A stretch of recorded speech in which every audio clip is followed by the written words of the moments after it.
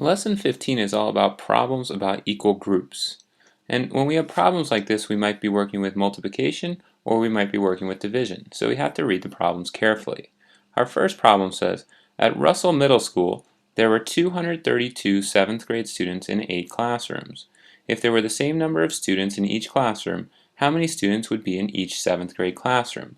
So in this problem, we know we're taking the total number of 7th grade students, 232, that's how many there are in all, and we're putting them all into 8 different classrooms. So if we're going to put those 232 students into 8 classrooms, we're going to have to divide. We're going to say 232 divided by 8 to come up with what our answer is. So 8 goes into 23 only 2 times, so we get 16.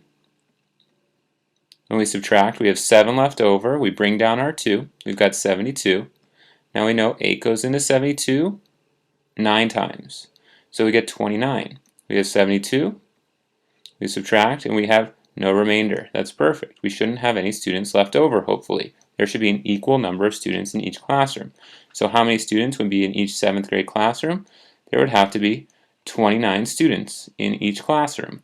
And we can just leave our answer as 29 students.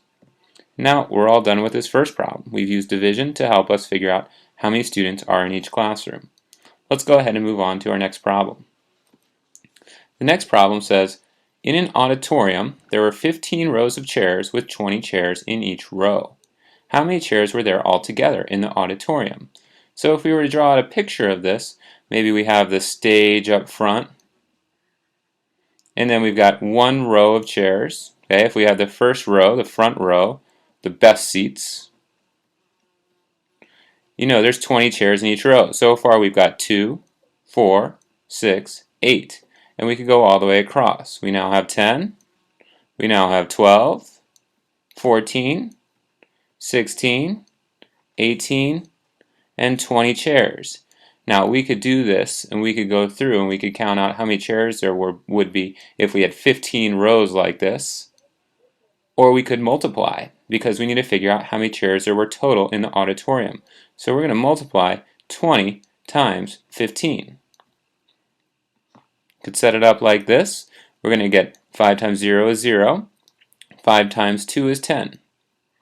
Got another 0 as a placeholder and another 0 because 1 times 0 is 0. 1 times 2 is 2. We get 2. We add it all up and we're going to get a grand total of 300. There must be 300 chairs in the auditorium.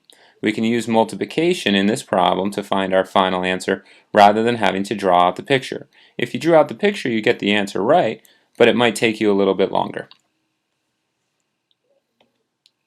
Alright, we're going to practice this some more in our lesson practice, page 74. Make sure you've got your notes completed, and I'll see you next time in class.